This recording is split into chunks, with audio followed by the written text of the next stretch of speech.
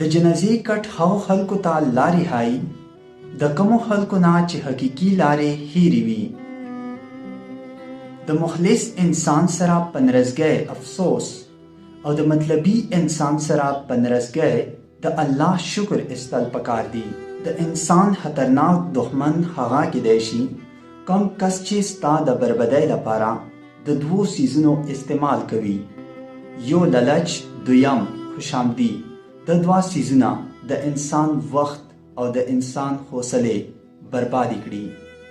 په داسې غربت صبر کول چې په هغه کې عزت محفوظ وي د داسې دولت نه بهتر دی چې په هغه کې ذلت او رسوایی وي. په کومو خلکو کې چې صبر زیات وي او صبر کوي هغه یا بریالي شي او یا د یو غټ او لوی سبق زده کړه وکړي.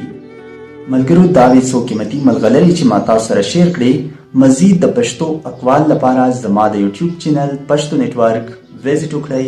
د الله په امان.